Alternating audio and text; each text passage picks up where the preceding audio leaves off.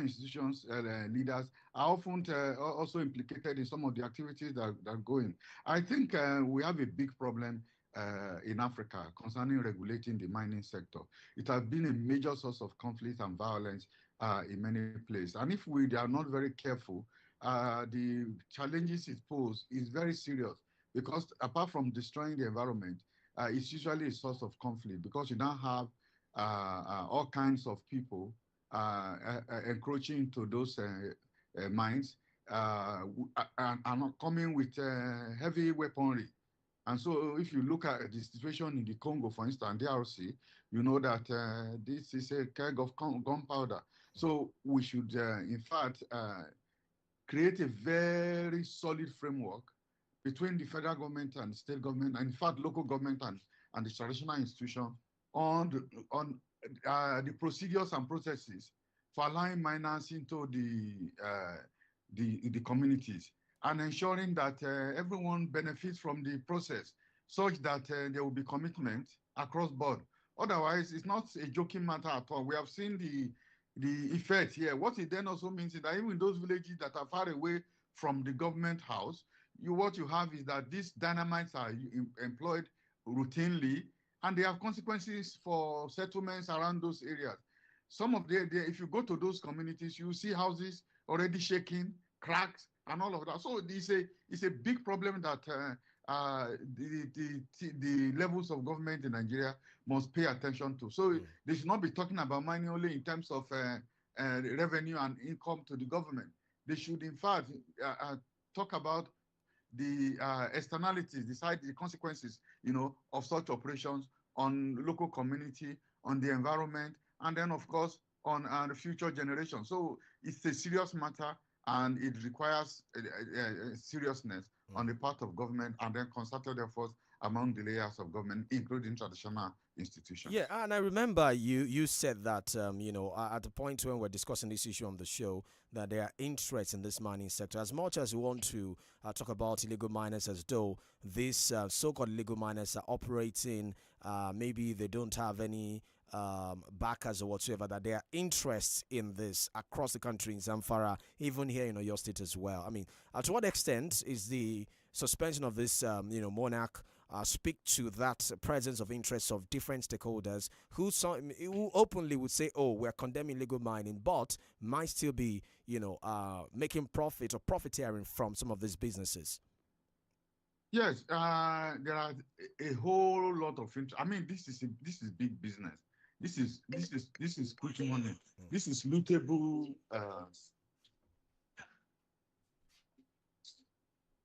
Hello, Prof. Sorry, please. Yes. All right then. This is we are talking about lootable resources. Yes. And you cannot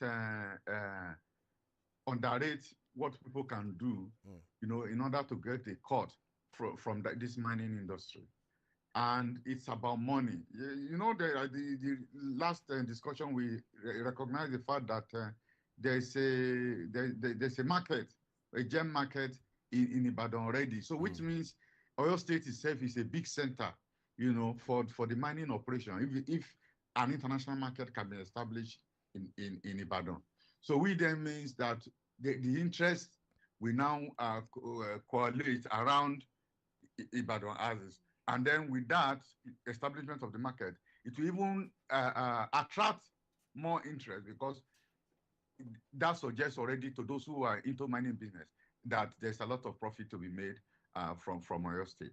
So you have this miners, this interest cutting across different sectors. You have private sector, individual actors.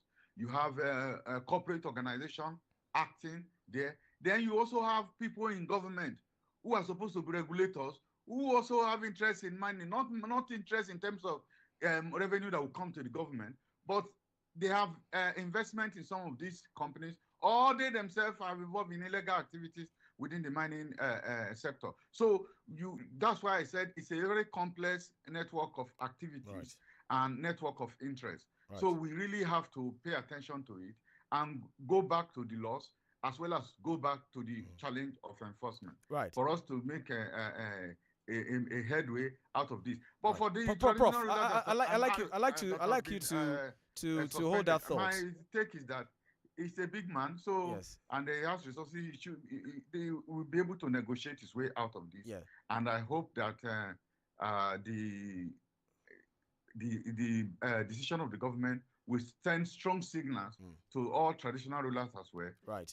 Prof, we need to quickly take a break now, Prof. When we get back, we'll continue the conversation on the podium. Also, we have joining us later on the show, Mr. Femi Adesina, the former Special Advisor, Media and Publicity to Muhammadu Buhari, former President of Nigeria, will be joining us later on the show. All of that and more after this break. Don't go away.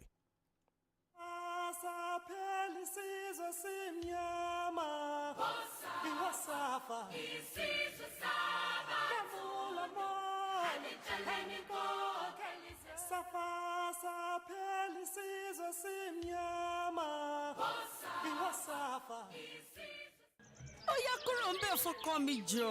Ọkùnrin mẹ́ta lẹ́yìn ẹ̀ kò sọkọ mọ́. Alálùbáríkà ọkọ táwọn sì mí ń wá tí wọ́n ń ṣùrùbò.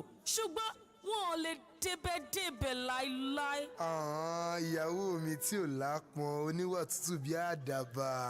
Àpọ́nbépo rẹ̀ mi. Òrèǹté mi. Ìfẹ́ dùn ó lárinrin. Bí ìfẹ́ bá ṣe ń dàgbà sí láàrin olólùfẹ́ méjì, òun náà ni adùn rẹ̀ máa ń jáde sí. Ìkànnì Fẹ́yẹn 32 FM 94.9 ló ṣe àgbékalẹ̀ àǹfààní bàǹtàbàǹtà fún àwọn olólùfẹ́ alákànṣe àrà ọ̀tọ̀ pẹ̀lú àjọṣepọ̀ 11th House Hotel and Suites, Henry Rehoboth Global Ventures, Vine Gifts àti Sweet Saints. Tó àpèjẹ olólùfẹ́ yìí, òní ò jẹ́ mọ́nìgbàgbé fáwọn olólùfẹ́ lọ́jọ́ àyájọ́ olólùfẹ́ níbi tí ẹ ti láǹfààní sóúnjẹ àjẹyìrà, orin kíkọ, ijó jíjó, ìlù lílù, eré ayò, ẹ̀rín àríntàkìtì àti onírúurú àwọn nǹkan ìgbádùn lọ́jọ́ tàwí yìí pẹ̀lú ogún ẹgbẹ̀rún péré 20,000 naira per couple lọ́jọ́ kẹrìnlá oṣù kejì ọdún 2024 nílé ìtura 11th House Hotel and Suites number 23 Baálẹ̀ Akíntayọ̀ Street, Jericho GRA, Ìbàdàn, Ọ̀yọ́ State. Ó ṣàyẹ̀yìn tá a bá pe nǹkan ní premium ó túmọ̀ sí pé èèyàn péréte là ń retí. Torí ìdí èyí tètè wá gba tíkẹ́ẹ̀tì rẹ̀ ní Àjàkẹ́rin Cocoa House, Dùgbẹ̀ nílẹ̀ Ìbàdàn. Fún àlàyé kíkún ẹ pè Arámidé sórí 0704-426-3290 oyin 0813-125-1915.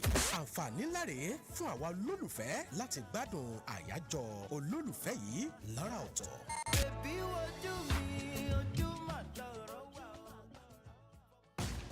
Hello, excuse me. This Milo pack looks different. I'm seeing support energy release, bam, on the pack. Is it the same Milo? No, this one is new and improved. The support energy release means when you give your kids Milo as part of breakfast, you are giving them energy they need to go to school. Ah, I like this one. Your kids need nourishing energy. Give them the new and improved Milo at breakfast. It has nutrients that support energy release to help them get the most out of their day. Milo, energy to go further.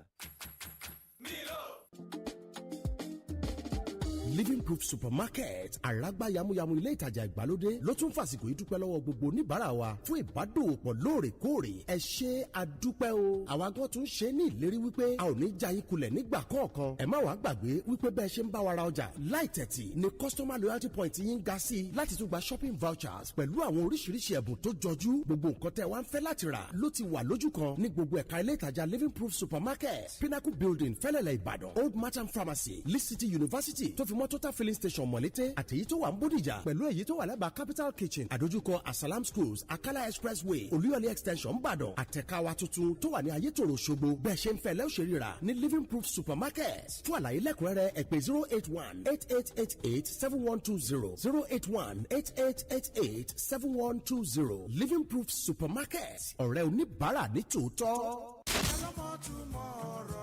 Lówe ọ̀nà ìbáraẹnisọ̀rọ̀ àti ẹwà èdè Yorùbá tó ṣeyebíye ni òwe Yorùbá jẹ́. Ọ̀pọ̀ àwọn òwe yìí ni ojúlówó ìtumọ̀ àti orírun wọn ti dohùn gbàgbé. Òwe nìkan kọ́ o, ọ̀kẹ́ àìmọye ó kọ Yorùbá làwọn tó ń jẹ ní òmò túmọ̀ rẹ̀ dépò ìpìlẹ̀ orírun àbí n tó ní ṣe pẹ̀lú jìdúnjìdún ó kọ wọn gan. Bẹ́ẹ̀ lẹ́lòmí ò máa pè tọ́ ó kọ rẹ̀. Ìdí rèé tí rédíò yín 32 FM 94.9 fi ṣàgbékalẹ̀ ètò lówe láti máa rán wa létí àwọn tó ti nù wá nínú èdè àti àṣà Yorùbá, àtúnṣe àwọn àṣìlò èdè, àṣàmọ̀rọ̀, orúkọ àti òwe kò ní gbẹ̀yìn lórí ètò àgbà ló tòrò lọ ọba ọdẹ ló tóyin erin fọn ààrẹ àfìwàsọ́nà ni ó máa tukọ̀ ètò lówe pẹ̀lú àwọn àgbà rere tí ò ní tán lórílẹ̀ ní gbogbo ọjọ́bọ̀ Thursday láago 1 sí 2. ẹ parí òwe yìí kí n gbọ́ná lówe làálùlù ẹnìkan ní ògìdìgbò ẹnìkan ní àgídìgbò ọ̀gá ọ̀tà owó aláàrú àpé ẹ̀gbọ́n ṣe bẹ́ẹ̀ lórí ẹ̀yin àgbà alámọ̀tún èdè àti òwe Yorùbá ìpàdé ó dọjọ́bọ̀ Thursday ọ̀sẹ̀ yìí lórí ètò lówe láago 1 sí 2 ẹ̀jẹ̀ àjọgbọ́n ká lè gbà pé adùn èdè àti àṣà Yorùbá ó gbé síbẹ̀. ẹ yanjú ẹ kó yé wa. ilé eléyìí o. ẹja mẹgídánì nínú èròjà tó ń ṣara lóore jùlọ láti wá mú kẹjà ó wà lárọ̀ọ́wọ́tó gbogbo wa pátápátá láì fanilápòyà ní iléeṣẹ́ Lucom Integrated Services Limited pẹ̀lú àtìlẹ́yìn ìjọba ìpínlẹ̀ Ọ̀yọ́ ṣe ṣàgbékalẹ̀ ẹja wa our fish. àná tó ọjà ẹja tí máa wáyé lójoojúmọ́ ní Fisheries Headquarters ìkórìtà ọ̀nà tó lọ sí Premier Hotel àti Cultural Center agbègbè Dandaru Ìbàdàn. ojoojúmọ́ ní pàtẹ ẹja lóríṣiríṣi bẹ́ẹ̀ bá ṣe ń fẹ́ àmọ́ Sunday gan lọ́jọ́ ọjà ló ní yàwàlù pẹ̀lú ẹ̀dínwó aláìlẹ́gbẹ́ fresh fish iced fish smoked fish tó fi mọ́ juvenile àti fish feed fáwọn ọlọ́sìn ẹja àti bẹ́ẹ̀ bẹ́ẹ̀ lọ. bákan náà sì ni ìdánilẹ́kọ̀ọ́ máa ń wáyé lórí ọ̀sìn ẹja ní gbogbo ọjọ́ sátidé láàrin aago 10 àárọ̀ sago 2 ọ̀sán. àbẹ́ẹ̀gbọ́ ìran ló ń jẹ ojú ẹ kàn sí wa ní Fisheries Headquarters ní Dandaru Ìbàdàn kẹ́ wá wo àrà tá à ń fẹja dá kẹ́ sì tún rẹja relé lọ́pọ̀ kú ọ̀yọ̀kú ẹ pè 091-3532-0152. a wà lórí àwọn ìkànnì ìbánidọ́rẹ̀ẹ́ o. ẹja wa reinventing the fish production and its entire value chain business. ṣọ́ra fóònù tiẹ̀ ló wá sọ títí tó o tún ṣe síbẹ̀ tí kò gbọ́ tó jẹ́ káwọn engineer máa sọ ẹ́ di jẹun wo má jẹ́ kó tì sọ ọ̀rẹ́ wa sórí àìrìn jìnnà láìrábùkẹ́ ọ̀kẹ́rẹ́ jẹ́ mú ẹ lọ sí iléeṣẹ́ tó máa yí nìke fóònù tó ń bọ̀ sọ fóònù rẹ di tuntun ní kíákíá ká lọ sí Real Phones Repair and Unlock Services. Real Phone Repair and Unlock Services ọ̀gá ni wọ́n nínú ká tún fóònù ṣe ká sòkú fóònù dá láàyè tó bá wá jẹ́ pé ẹ fẹ́ unlock fóònù ni ọ̀gá ni lásà Real Phones kó tún jẹ́ screen problem ni wọ́n ní gbogbo àrùn kárùn tó bá ń ṣe fóònù rẹ ni Real Phones abẹ gbéyẹ̀wò tí wọ́n sì sọ fóònù rẹ di tuntun. bákan náà ni Real Phone àtúnfún yín screen guide ọ̀fẹ́ pẹ̀lú guarantee. iléeṣẹ́ wọn wà ní number 35C Nipos Shopping Complex ládojúkọ Cocoa House Ìbàdàn. wọ́n wà láti wọlé géètì wọ́n tún wà lápọ̀tún rẹ̀ gẹ́lẹ́ tó bá ti wọlé tán. ẹ lè pè wọ́n sórí 0706-436-8169 tàbí 0809-695-7878. Real Phone Dùgbẹ̀ Ìbàdàn ó kí gbogbo wa pé a kú ọdún a kú ìyèdún àṣeyí ṣàmọ́dún. Real Phones Repair and Unlock Services ojútùú sí gbogbo ìpèníjà fóònù rẹ. Clear the road for Odogu One of Ibadan. Ọkùnrin mẹ́ta. ìyàwó àpọ́nbẹ́kù rẹ̀ sweet city forever the mother of my beautiful children. After you na you ọkọ alálùbáríkà best of them all the young ladies want you but they can't debe. my indefatigable. eccentric.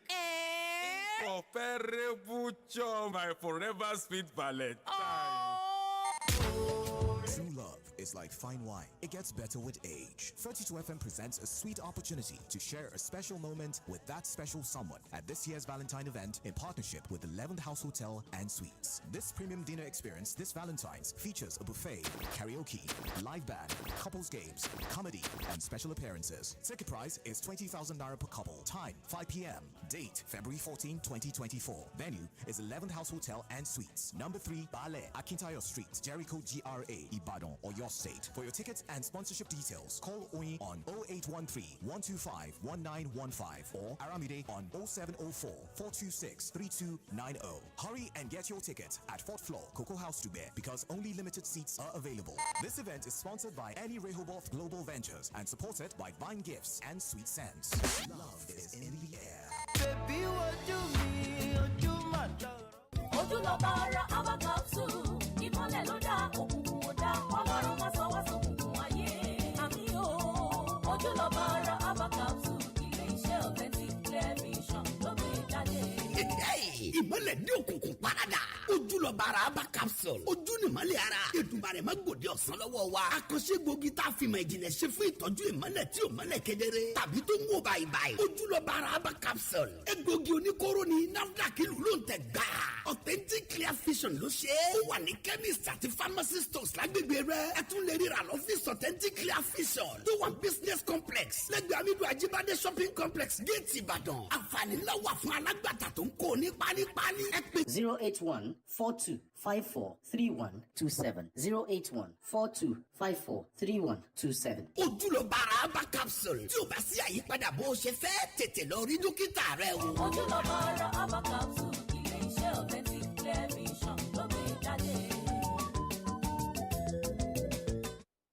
Safasa pelisizo simnyama iwasafa isizwe saba kavula mo alichaleni kokelize. Welcome back to the Podium on 32 FM 94.9.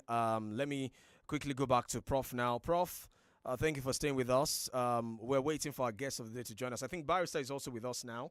Barrister is here with us as well. Yes. Barrister, good morning. Okay. He's still trying to join.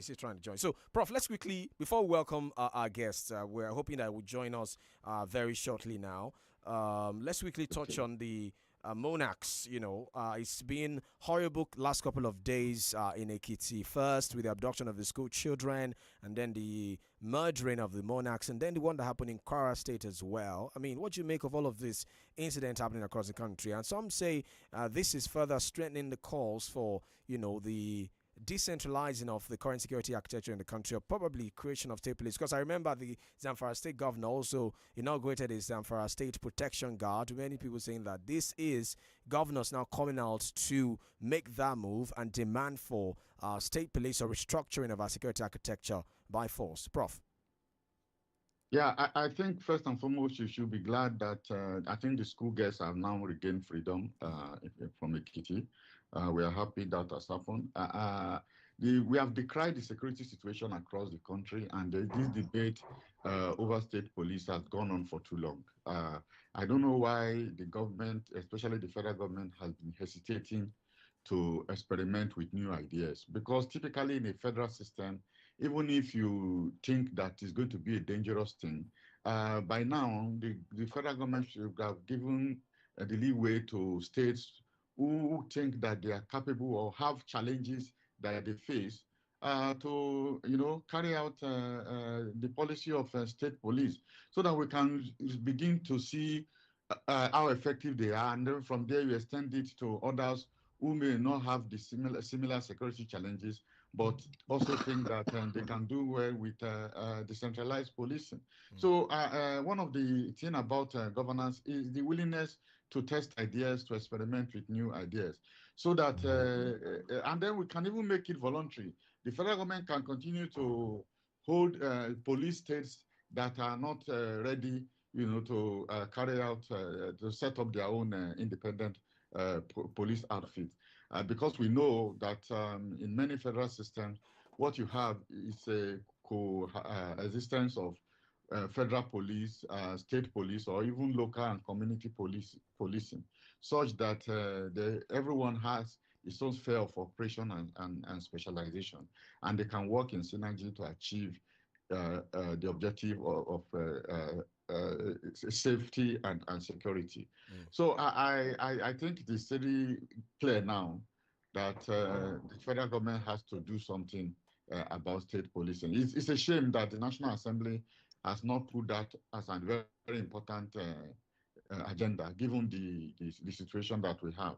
And I thought that the Rufai Committee of the APC actually recommended state policing. So I don't know why that the federal government has been hesitating in granting concessions to states, or in fact authorizing the states to have their own independent police outfit. Right. Let me go to Barrister now. Barrister, thank you for joining us, even though I know that you're a little bit under the weather. Well, thank you for still making our time to be a part of the conversation this morning. Barrister. Yes, thank you very much. Yeah. It's so wonderful to be here. Yes. I want to agree with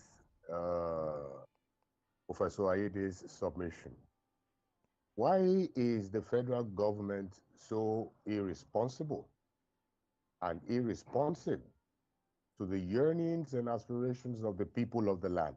Why? Why don't we want to try new ideas? Why all the confusion in the land? Yetiala is setting up its own security outfit. there is Hisba, there is Amotekun, and so on and so forth. It just shows a government that is irresponsible as far as I am concerned, because we have a serious situation on our hands, and abnormal situations require abnormal or out of the ordinary solutions. Why are the people not thinking in that direction? And by the people, I mean those who are in the corridors of power. But I know that we are getting close to having the problem solved. When you want to have a problem solved in Nigeria, then you go and attack those people who are the leaders. By the time they start kidnapping people who are in the leadership, then they will find solutions. Because as you can see now, the people have gone away from, the bandits and the kidnappers have gone away from kidnapping just ordinary citizens. They are beginning to look for the big fish. Maybe now they will start thinking seriously about it. The argument about state police being used for political purposes or political reasons has been overtaken by events. Yeah, I'm Barrister. But Barrister, I mean, you've talked about trying new ideas, and during the week, the Zamfara State Governor inaugurated what is called Zamfara Community Protection Guard. It has 2,645 members, and they say they'll be working to help tackle the menace of banditry. Because in November last year alone, bandits reportedly abducted over 100 persons in one local government area in Zamfara State. So is it that the governors are also starting to wake up and saying, look, if the federal government is not allowing us to do this, we'll find a way to create this on our own to police or protect our community? He calls it Zamfara State Community Protection Guard. That's the tag given to this new outfit launched by Zamfara State Governor during the week. Because they see that the federal government has failed, and woefully too, in securing the land. The governors have no choice. Must we wait until we have a governor kidnapped by bandits before we react, or before the governors react? Because they're getting close. If they have started killing Kabiesis right inside their palaces, Kabiesis are also guided. They also have their security, their security outfits. That means that even the governors are not outside their reach. Ministers are not outside their reach. Commissioners are not outside their reach. Ministers are not outside their reach. It is time, look, we have a problem on our hands, and we should be thinking about solutions. What is wrong with the people in government? Why can't we say it that way? A lot of people have been saying so many things about Nigeria. Nigeria is unwieldy. It is so unwieldy. You cannot continue to manage it from Abuja. Let's do something new. Let's restructure. Let's give more powers to states. And not just powers, we should also look at the revenue formula. You cannot tell states to go and start establishing their own electricity generation and what have you, and then you don't give them money. The federal continues to collect about 52% of total revenue. That is wrong. And they should decentralize that. More powers should go to states, particularly in the area of security, because crime is local. And to tackle it, we should adopt the local approach. Right. It is not good enough to wait on Inspector General of Police before they solve a problem that is in Igongon, before they solve a problem that is in Owo, or before they solve a problem that is in Kano Namoda.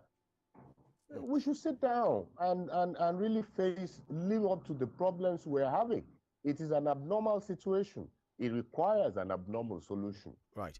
Prof, I mean, do you expect other governors to take that initiative or probably toe the line of the Zamfara State Governor to establish this? Because we saw the Southwest governors a few years back also taking the initiative to establish what is now known as the Southwest Security Network Agency, codenamed Amoteco. In fact, I remember the Southeast governors too doing something similar. They called it a Bubago at the time, but how that panned out, that's another debate for another day. So, do you expect governors to toe the line of Zamfara State government to also do something like this, given the rampant nature of insecurity in the country? Yeah, I think that they don't have a choice, especially if they face security challenges like the type we are talking about. I think yesterday or so in Katsina State, about 55 guests in a wedding ceremony, including the bride, were kidnapped. So if you have in Katsina, if you have a situation like that, would you fold your arms and be writing a petition or calling the president? Remember Buhari's reaction, that they are the chief security officers of their state. They shouldn't come crying, that there is already security architecture at that level, and that they should take the initiative to address some of those problems. So I think sometimes the state governors just complain and want to shift the blame. This is a serious problem. If it can be done in Southwest, if it can be done in the East, if it can be done in Zamfara State, so what other excuse do other governors have in terms of intervening? So in fact, what they should now do is actually to take the matter to the governors forum and then put pressure on the federal government and especially the National Assembly to do the needful. But we also know that these governors have significant influence in the National Assembly. But it is when you go there, for instance, maybe as Southwest governors only, or as Southern governors only, that you might face some challenges because, in the National Assembly, numbers matter. So once you get a threshold of support among the governors, there's nothing they can do at the national level because they can influence the National Assembly. So let us not underrate the governors. I think what we should ask the governors to do is to come together to do the needful rather than acting separately or acting regionally. For them to be able to exercise the sufficient clout to change things, they have to work in concert. And given the present security situation, I think in policy analysis, we call it, there is a window of opportunity, which they should seize, to get things done. Right. We're still expecting our guest for the day to join us. I hope he joins us very shortly. Meanwhile, the Independent National Electoral Commission, INEC, is conducting by and rerun elections in different parts of the country today. 80 local government areas and 26 states of the Federation. By-elections are being conducted into 3 central districts, 17 federal and 28 state constituencies. One of those federal constituencies, of course, is to fill the position left in Lagos in Surulere by the now Chief of Staff, Femi Gbajabiamila. There's also 28 state constituencies spread across 80 local government areas, 575 registration areas and wards, 8,934 polling units involving over 4 million registered voters in the country. States where the elections are holding today are Ebonyi, Yobe, Kebbi, Lagos, Ondo, Taraba, Benue, Borno, Kaduna, Plateau, Akwa Ibom, and Anambra. Others are Cross River Delta, Enugu, Jigawa, Katsina, Adamawa, Bauchi, Bayelsa, Kano, Nasarawa, Niger State, Sokoto, and Zamfara State. The INEC chairman had said that electoral body had commenced the distribution of sensitive materials to some of the 26 states where rural elections will be held today. He had also talked about the role of stakeholders in ensuring free and fair elections across the country. Also, yesterday, the IGP announced a restriction of vehicular and human movement within the affected areas for the easy conduct of the polls. Barrister, a lot has been said about INEC's conduct, especially given the fallout of the 2023 presidential election. But right now we're having by-election. Some say it's another litmus test as we get set for off-season elections in Ondo, in Edo State, in different states as well in few months' time. So what do you make of INEC's general preparation for all of this election, the context of this by-election, and what is at stake here in different states across the country? Nigerians no longer believe in INEC, and that is the truth of the matter. So INEC needs to win the hearts of Nigerians back. Because right now, people believe that it is a biased umpire and it does not live by its words. And the interpretation given by the courts for the election regulations and guidelines did not help matters. It did not put INEC on its toes. It gave INEC more than the discretion it needed. It has lost favor with Nigerians. It is only up to it to redeem its image, if it ever had one. And that's the truth of the matter. Nigerians are looking, almost unconcerned about what is happening when it comes to election, because they believe that their votes don't count. This is just the truth. This is the plain truth. Nigerians believe their votes don't count. Unfortunately, INEC appears to have dragged the judiciary into the same mud. You saw what happened. People were saying all eyes on judiciary because it appeared that the judiciary was given a stamp of authority to all the illegalities that were perpetrated by INEC during the elections, which is most unfortunate. We can only hope that with the elections ahead, that they will redeem their image. Right now, they do not have a good one with the people at all. Prof. Hello, Yeah, Prof? I think there's a big a challenge for INEC too. But this is our democracy, and one organization cannot account for the fate of that democracy. And that's why I think that behind the failures of INEC is also the leadership of the government, especially if you look at the way APC has carried on in recent times. The government has not listened to the cries of people when they say those they are pointing to INEC are party card carrying members. And that itself largely account for the sorry state of INEC today.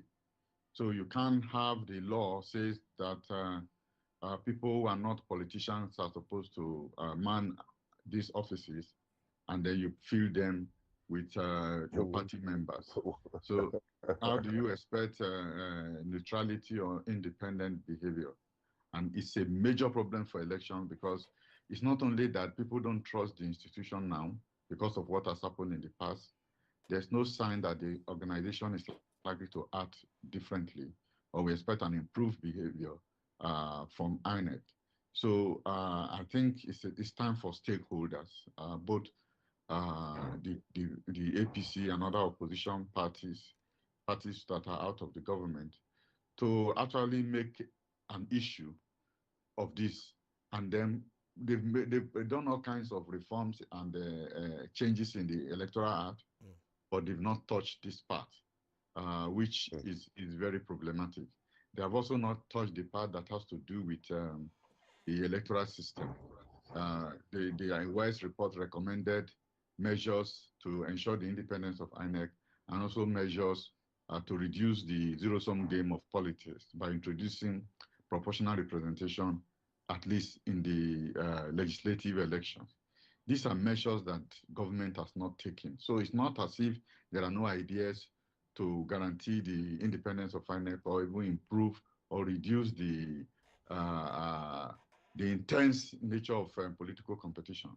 But governments have not taken those measures. I think it's time for them to do so. Right. Otherwise, there will continue to be problem with the management of elections. Right. Thank you, Prof. Okay, we'll take another break now. When we get back, we'll continue the conversation. And hopefully, Mr. Femi Adesina will be joining us by then. The podium continues in a moment. Don't go away.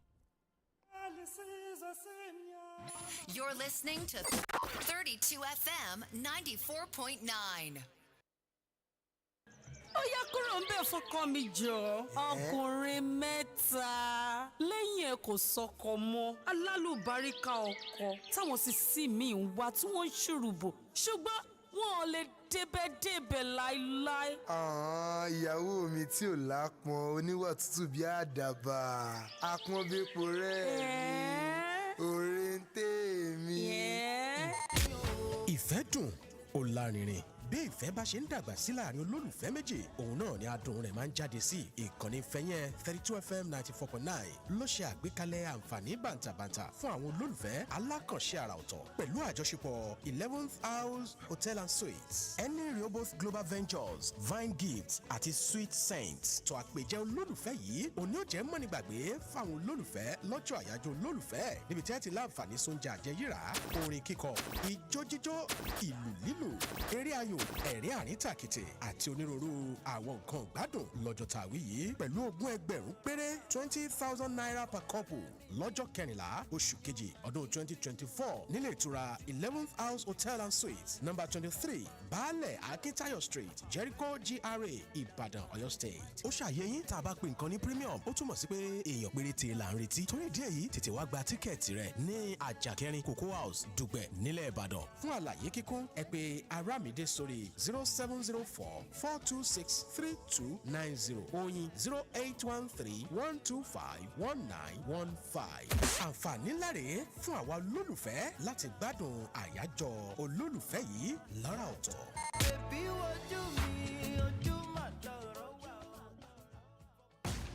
Hello, excuse me. This Milo pack looks different. I'm seeing support energy release, BAM, on the pack. Is it the same Milo? No, this one is new and improved. The supports energy release means when you give your kids Milo as part of breakfast, you are giving them energy they need to go to school. Ah, I like this one. Your kids need nourishing energy. Give them the new and improved Milo at breakfast. It has nutrients that support energy release to help them get the most out of their day. Milo, energy to go further. Òjò ìbùkún máa rọ̀, ẹ̀mí àwọn wòlíì fẹ́ ṣiṣẹ́ agbára. Nípasẹ̀ ìpè rẹ̀ lórí wòlíì Elijah bàbá Mọ́kàn, gbogbo ènìyàn yóò sọ testimony. Ìyanu yóò tó ra bí òjò nínú Ìbàdàn lóṣù kejì. Ẹ̀mí àwọn wòlíì làkúrí sọ́jí ìta gbangba yìí o. Ó máa wáyé lórí fídíò ọlọ́pàá yé mẹ́túnbàdàn. Ẹ̀mí Ọlọ́run fẹ́ ti máa sẹ́pẹ̀ ẹ̀. Lórí wòlíì dáre, Elijah bàbá Mọ́kàn, ṣiṣẹ́ ìtúsílẹ̀, ìdáǹdè, òmìnira. Ìwọ náà wá wọ ẹ̀mí àwọn wòlíì lójú iṣẹ́. Ọ̀sẹ̀ tó fẹ́ gbé gbogbo ẹni ìrètí ti pín fún dídé o. Ẹ máa sẹ́pẹ̀ ẹ̀. Lórí Prọfẹ̀t Sam Ojú Authority, Prọfẹ̀t Ọ̀dẹ́kunlé Ẹgbàfra, Ọlọ́run òjijì, Prọfẹ̀t Kẹ́lẹ́bù Olúládé bàbá AK-47. Ọ̀pọ̀ra wo lórí ẹ̀mí gospel ń bọ̀. Wòlíì dáre Elijah bàbá Mọ́kàn. Wọ́n á máa ṣiṣẹ́ ìrìnsẹ́ lórúkọ Jésù látọjọ́ Monday fà. Ní Friday 9 February. Láago mẹ́rin ìrọ̀lẹ́ lójoojúmọ́. Ní Police Barracks Fee. Iyemẹtu Ìbàdàn. Jesus Disciple Evangelical Ministry ló pákéjì ẹ̀. Gbogbo èèyàn ló máa sọ testimony lórúkọ Jésù. Sholowo, to dey spend on your own. Baby, why you for the come by this kind time? I go charge for she go house. Which kind of light be this? Nepa no dey since. We no hear any generators for this compound. Why you can't go charge? Dey there. She go don buy DC product for Shikes Solar Land. So if Nepa dey or Nepa no dey, she go no dey carry land. No be only that one dem get o. Dem still get other solar appliances like DC washing machine, DC freezer, DC rice cooker, DC stove, DC dry iron, DC mosquito killer, plus plenty others. Many inverters still dey o wey go power everything wey dey your house. Oya, pe Shikes Solar Land kíákíá sórí 0703-204-0269, 0703-204-0269, or make you visit them for Dugbe beside MDS 14 Magazine Road, Ibadan. Tabi check out them website www.shikesolarland.com. Oh yeah, baby. I dey go Shike Solar Land now. Go buy our own confirm inverter wey go power everything wey dey this our house. I no wan hear say you go house again o. I no go again. You spend on your own. Pìràtán herbal capsule. Igbògi ìbílẹ̀ tàbí ọjọ́ pípẹ́ ṣe ìwádìí ẹ̀ lórí kí ló ń fà á dára ọkùnrin kì í kó pọ́npọ́n bó ṣe yẹ. Àṣegbératan herbal capsule jáde kí àyà ọkùnrin lè kí gbàgbà. Ó dúró tán láìsí ìfòyà. Gbératan herbal capsule. Alátìlẹyìn akọ tó bá fẹ́ ṣe bí akíkúgbàdà sáàkì ọkùnrin alókunnú dáadáa á lè ṣàkìtì má pàṣẹ bí alágbára. gbéra tán herbal capsule. tẹ̀ bá ń gbọ́ olówó orí mi kì í dédé wáyé o ọkùnrin tó tán ló ń jẹ́ bẹ́ẹ̀. gbéra tán herbal capsule wà ní danax pharmacy adamasinga tanimola pharmacy òkè àdó aslam pharmacy queen elizabeth road adjacent uch first gate boste pharmacy àpáta àti ní sinati pharmacy ìjókòdó. gbéra tán herbal capsule wà nílùú ìsẹ́yìn ọ̀yọ́ ìkirè ìwó ẹdẹ àti nílùú ògbómọ̀ṣọ́. iléeṣẹ́ tèmítáyọ̀ prado medical nigeria limited ló ń ṣe gbéra tán herbal capsule jáde láti mọ gangan pharmacy tẹ́ ti lè rí gbéra tán herbal capsule rà ẹ pé 081 033 69434 ọkùnrin nìkan ló wà fún o. ìlú ìbàdàn ní olúyọ̀lé láti bẹ̀rẹ̀ ká tó kọjá sí ìpínlẹ̀ èkó àṣelákùrẹ́ tí solúlú ìpínlẹ̀ ondo ọ̀ṣun àtàbújá á ti padà síbàdàn voice over bootcamp eléyìí tún wá yàtọ̀ ẹ̀yin náà darapọ̀ mọ́ Charles Alade Nathan Nooks McNeil láti orílẹ̀-èdè Amẹ́ríkà nínú ètò àràmàǹdà ọlọ́jọ́ méjì tí wọ́n ti kọ́ yín bẹ́ẹ̀ ti ṣe máa fún yín pawó ọ̀pọ̀lọpọ̀ ló lóun arin kékeré arìn dòdò kò fi gbà nǹkankan àsìkò ti tó ẹ wá kọ́ bí wọ́n ti ṣe máa ń gbé e kalẹ̀ ọ̀nà tẹ́ fi kó yín pọ̀ tí ó dùn gbà bó bá ti wá dojú àbámẹ́ta ọjọ́ kẹwàá ní oṣù kejì ọdún 2024 gbogbo wa lákòrajọpọ̀ sí dìbọ́nkà nọ́mbà 49 MKO Abiola Way ajé ìgbé ring road Ìbàdàn aago 9 òwúrọ̀ ni o bẹ́yìn náà ti ṣe lè jàǹfààní rẹ̀ rèé torí pé kọ́ ọ̀fẹ́ lọ́ba dé ìdá àádọ́ta làwọn kan ti gbówó ẹ̀ kalẹ̀ ẹ̀yẹn kan san 25,000 naira péré láti lè kópa fún àlàyé 0815-863-9668 àbí 0913-704-1694 voice over bootcamp gbígbé àwọn alárin kékeré sókè. Clear the road for Odogun of Ibadan. Ọkùnrin mẹ́ta. ìyàwó àpọ́nbẹ́pọ̀ rẹ̀ sweet city forever the mother of my beautiful children. After you na you ọkọ alálùbáríkà best of them all the young ladies want you but they can't débẹ̀. my indefatigable. Eccentric. Incomparable charm, my forever sweet Valentine.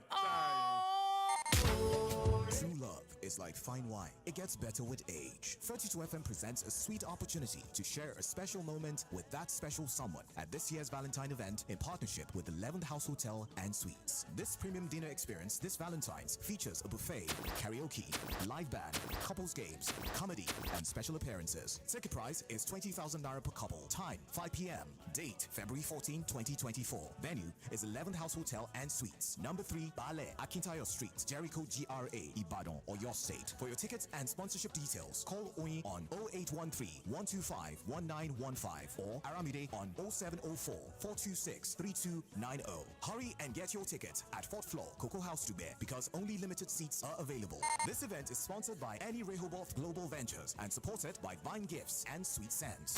Love is in the air. Baby, what do me? lówe ọ̀nà ìbáraẹnisọ̀rọ̀ àti ẹwà èdè Yorùbá tó ṣeyebíye ni òwe Yorùbá jẹ́. ọ̀pọ̀ àwọn òwe yìí ni ojúlówó ìtumọ̀ àti orírun wọn ti dohùn gbàgbé. òwe nìkan kọ́ o ọ̀kẹ́ àìmọ̀ yóò kọ Yorùbá làwọn tó ń jẹ ní òmò túmọ̀ rẹ̀ dépò ìpìlẹ̀ orírun àbí n tó ní ṣe pẹ̀lú jìdúnjìdún ó kọ wọn gan. bẹ́ẹ̀ lẹ́lòmí ò máa pètọ́ ó kọ rẹ̀. ìdí rẹ̀ tí rédíò yín 32 FM 94.9 fi ṣàgbékalẹ̀ ètò lówe láti máa rán wa létí àwọn tó ti nù wá nínú èdè àti àṣà Yorùbá àtúnṣe àwọn àṣìlò èdè àṣàmọ̀rọ̀ orúkọ àti òwe kò ní gbẹ̀yìn lórí ètò àgbà ló tòrò lọ ọba ọdẹ ló tó yín erin fọn ààrẹ àfìwàsọ́nà ni ó máa tukọ̀ ètò lówe pẹ̀lú àwọn àgbà rere tí ò ní tán lórílẹ̀ ní gbogbo ọjọ́bọ̀ Thursday láago kan ọ̀sán sí méjì. ẹ parí òwe yìí kí n gbọ́ná lówe làálùlù ẹnìkan ní ògìdìgbò ẹnìkan ní àgídìgbò ọ̀gá ọ̀tà owó aláàrú àpé ẹ̀gbọ́n ṣe bẹ́ẹ̀ lórí ẹ̀yin àgbà alámọ̀tún èdè àti òwe Yorùbá ìpàdé ó dọjọ́bọ̀ Thursday ọ̀sẹ̀ yìí lórí ètò lówe láago kan ọ̀sán sí méjì ẹ̀jẹ̀ àjọgbọ́n ká lè gbà pé adùn èdè àti àṣà Yorùbá ó gbé síbẹ̀. ẹ yanjú ẹ kó yé wa. 32 FM 94.9.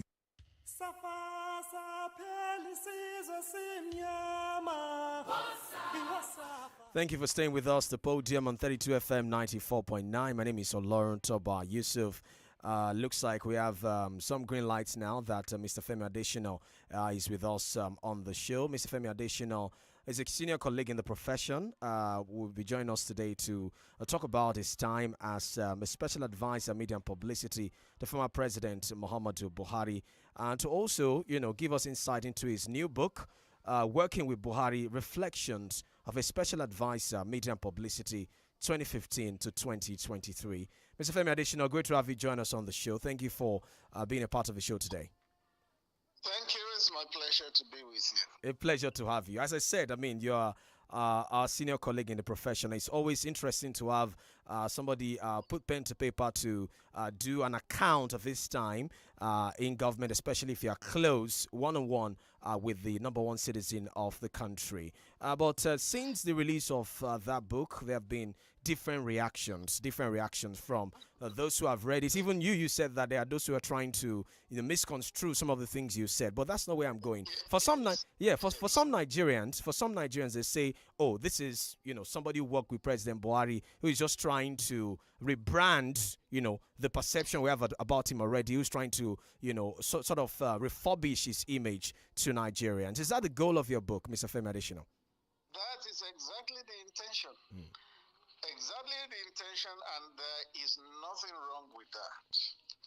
Because if the perception is wrong, and then you had the opportunity to have a different perception that can change the narrative, then the least you can do is to write about the perception you have, so that those who have imbibed erroneous concepts can peradventure be enlightened. That's the intention. Okay, so you said that there have been erroneous perception about the former president. Would you say that this erroneous perception was sort of built over time, maybe by the action or inaction of the former president or those who worked with him? Because there's something that builds perception, either rightly or wrongly. It could be action or inaction. Would you say some of these things that built this perception over time? They were built over time, and most of them were done by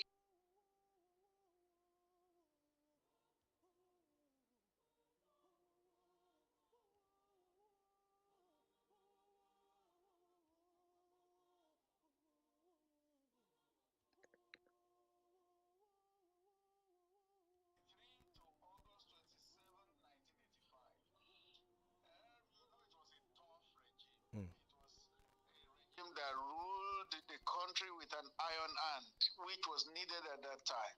So when he joined partisan politics in 2002, a lot of people were afraid of him, and they felt the best way to keep him away from the presidency was to demarket him by propagating all sorts of things about him. Oh, he's a religious bigot, he is a nepotist, he is an unkind man, he is sectional, he is this and that. They succeeded for a long time. He ran in 2003. He didn't make it because of that perception. 2007, 2011, because of that overriding perception, he couldn't get the presidency. But by 2015, a lot of people were fed up with what was happening in the country, and they felt, yes, let's try this Buhari man. And he won. So it was his political enemies who built that perception about him over a long period. And even having attained the presidency, they didn't relate. The demarketing continued for all of 8 years. That's why I felt, I know this man. I have seen the true perspectives about him. Let me write about it. Okay. So, you said that his political advisories, but do you think maybe he also made it easy for them, maybe some of his actions to sort of lend credence to that perception? Because, for instance, I remember one of his interviews when he was talking about the crisis in the southeastern part of the country, and he said that the problem there was a dot in the circle. Some people interpreted this statement. They didn't to be. No, you didn't get that. He didn't say the problem was that the problem of Nnamdi Kanu. He said the southeast itself on the map was like a dot in a circle. And what did he mean by that? The southeast was ringed round. You had south to the southern part, no access to the sea. You had the middle belt bordering it on another side, and then you had the rest of the country. So it was like a dot in a circle. So what he was saying is, where will they have that country when they had been hedged in from all sides? That was what he meant. Yeah, but some people interpreted it in a different way, and that's what I'm saying. That in terms of interpreted it wrongly, whose fault will it be? They always misinterpreting in this country, and they. But the truth remains the truth. What the president was saying then was Southeast was like a dot in a circle, ringed round. Where will their country be? Where will be their borders? Where will be their boundaries? What will be their access to the sea? What will be their access to the other parts of the country? Would you have to obtain visa before you go there? Those were the issues. Okay, let's go to our in-house panelists now. We have on this discussion, because it's a panel discussion, Barrister Yomi Ogolola is here. We also have Professor Remi Ayede of the University of Ibadan. They will be giving their comments and also throwing some questions at you as regards your time with the former president and your new book. So let me start with Barrister. Barrister? Yes, let me also welcome Femi Adesina on board. It's so good to have you with us. And I hope you are enjoying your newfound freedom after the very onerous duties in Aso Rock.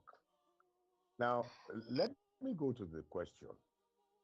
From your days of Puli Puli with the daily newspaper, where you spoke to power and you were so respected, and when you became spokesman to Buhari's government, you appeared, in quotes, to have succumbed to power, given your many unpopular releases to make up for what the people found to be the incompetence and the indolence of that administration. And now you are writing a book to support that position. I want to know if now that you have left government, you feel any sense of remorse. Let me also remind you, the things you wrote about Gambari, when you wrote the slap next time, I'm sure you still remember. It appears when you were in office, you did not act differently from what you condemned in Gambari. I want you to make clarifications on these issues. Thank you. There's nothing to be remorseful about. Absolutely nothing. I went into that administration to serve it willingly. I was not conscripted. I went with my eyes open, and I went because I believed in Muhammadu Buhari. I had always believed in him since he came as a military leader. And because I'm not a government person, I was not given to government work. I wouldn't have done it for anybody else at that time. I went into government because it was a Buhari administration. I had been a journalist all my post-school days. I had got to the peak of the profession then. I was editor-in-chief of The Sun. I was president Nigeria Guild of Editors. I was not looking for anything. So when I was invited into that government, it was just the consideration that it was a Buhari administration that encouraged me to go. If it was not Buhari, I wouldn't have gone. So that shows you the extent to which I've always believed in the man. So remorse? No, it doesn't exist. It doesn't exist because I went to do what I believed in. And you said I issued releases which were, what was your adjective again?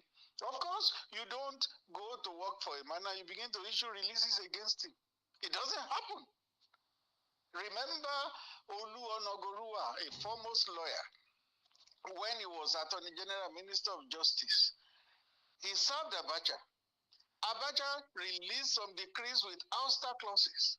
Lawyer Nogurua came out to condemn those decrees.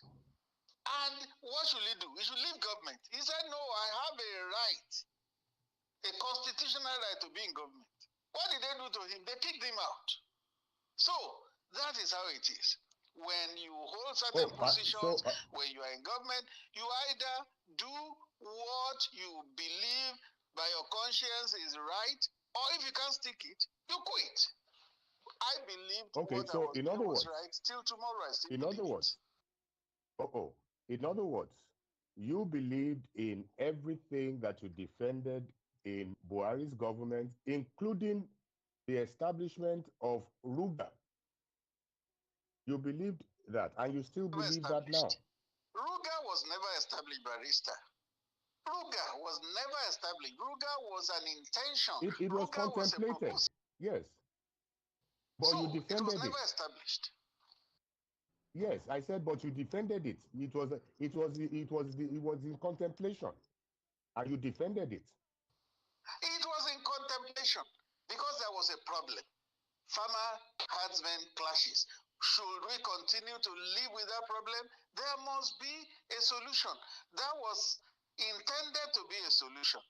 But when it came into the public domain, there was agitation against it everywhere, and the government dropped it.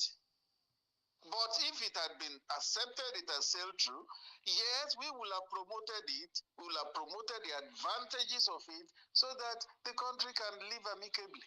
But since it was defeated, no problem. Right. Let me go to Professor Remi Ayede now of the University of Ibadan. Prof. Yeah, thank you. Let me also welcome additional and congratulations once again on your brother's 60th. I think that was the last time I saw you. Were you there last Saturday? Yes, I was there. I gave a speech. I described him as my mentor. Thank you. Yeah. So, last week I was teaching a course we call Theory and Models of Public Administration for 300 level students. And we were talking about meritocracy in the bureaucracy and the difficulties of enforcing it. And one of my students stood up to say, yes, that's one of the problems with Nigeria, that they keep giving people who don't even have certificate. And he mentioned Muhammadu Buhari, that he doesn't even have a school certificate. So I had to intervene to say, no, that's not quite correct. And you made reference to that in your book. Don't you think that the way that matter was handled went a long way to affect the reputation of President Buhari, and that some of the measures you took to promote the government seems to have failed? And probably that's why you have to write this book. No, it's a matter of perception. If anybody perceives that he failed, that person can never be convinced. There's a saying that to those who believe, no explanation is necessary. And to those who don't believe, no explanation is possible. For anybody that does not believe, no explanation is possible. But for those who believe, no explanation is necessary. That was my attitude to my work. Whatever was done, I will talk about it, I will explain it, I will defend it. Anybody that receives it, fine. Anybody that refuses to accept it because no explanation is possible, there's nothing you can do to convince that kind of person. About the certificate of President Buhari, General Kiriade, who was former chief of army staff, who was former chief of defense staff, came out to speak on it then. Former President Obasanjo spoke about it. They said in those days you couldn't enter the army without a certificate. But people who wanted to believe that lie believed it. WAEC came all the way from Ghana. Dr. Iyuwade was the registrar of WAEC, he was a Nigerian. They brought a copy of Buhari's school certificate and came to present it at the villa. People still say it's a lie. So what kind of convincing do you want to do to those people? Let them continue to believe their lie. That's just the best attitude. But for those who want to believe, they don't need convincing. I think I saw an excerpt. Okay, Prof, go ahead. There was a time also I was in reaction to one of your statements. Somebody asked me, this additional, does he think he will be in government forever? They were referring to that specific situation, I think in Plateau State or so. We still see the bloodbath in Plateau State, where you were saying people should forfeit their land, or is it not better to be alive than to have a land that you cannot occupy? Twisted version you saw and read. See, the day I granted that interview, it was on AIT. My brother, Professor Adeshino, was in Kaduna, and he was watching that interview. He watched it till the end. The next day, when he saw the reportage of that interview, he called me. He said, is it not the interview you granted yesterday that they have twisted in the reportage? That is our country. That is what we have to contend with. And I deliberately did not make any effort to correct it, because it's a case of, for those who don't believe, no explanation is necessary. Since they have decided to twist it, I left it. It looks like your government was a victim of a lot of twisting and misconception. It's still happening. This book that I just wrote, they have twisted it. I had to issue a tweet earlier this week saying these things are not in that book. For instance, in that book, President Buhari told Southeast leaders who visited him and asked him to release Nnamdi Kanu. He told them, he said, we did Nnamdi Kanu a favor by bringing him to the country so that he can have his day in court and defend all the things he has been saying. He said, we are a government. If we had wanted to assassinate him abroad, we can do it. We are a government. But we decided not to do it. Do you know what I saw next? How we plotted to assassinate Nnamdi Kanu abroad, Buhari. Is that correct? Is that correct? They're always twisting things. I spoke that myself and Abba Kyari, the first chief of staff to the president, were not quite chummy. I said we were not enemies, but we were not chummy for this, and this reason. The next thing I saw, how Abba Kyari prevented me from seeing Buhari for 5 years. Mr. Femi Adesina, on the Abba Kyari issue, it was not just about you. There were reports about different people that used to be close to the president, and some people said, oh, maybe some cabal had taken over, that the president was being kept in a kind of close circle. In fact, the late Abba Kyari was also labeled as a de facto prime minister when the former president at the time said ministers should table their request through him. I'm sure you remember that, yes. But do you know that the president reversed that position in a Federal Executive Council meeting? He said, I have noticed the furor that accompanied my decision that everybody should report to me through Abba Kyari. He said, I hereby reverse it. Ask, Freedom of Information Act is there. Ask for excerpts of that Federal Executive Council meeting. You will see it there. The president reversed it. Okay, there was also that, narrative, because now you said that everything is being twisted. Maybe I should just stick to the word narrative, or perception that, there was a kind of cabal that was in charge of the government. I mean, it was not the first time we heard the word cabal in Nigeria. During the former President Jonathan administration, that same thing was said about this government. They said the cabal had taken over. I remember watching an interview of the former Kaduna State Governor, Nasir El-Rufai. He also spoke along that line as well. It was in the build-up to the 2023 election. He talked about some people, convincing the president about something, some people, taking over the administration of the president. So was there a cabal? Because you were close, you were in the inner circle of the president. Was there any cabal at some point running the government of Muhammadu Buhari? Well, it's a matter of a choice of words. Some people will call it cabal, others will call it a kitchen cabinet. When President Barack Obama got to office in his first term, who were the people he appointed? His colleague mates from Chicago. They were the people he appointed into government. In Nigeria, they will say they are a cabal. But in America, they were described as kitchen cabinet. There is no government that does not have a kitchen cabinet. They are the people that meet and confer with whoever is the president and they advise him. But here, we would rather use the pejorative word cabal.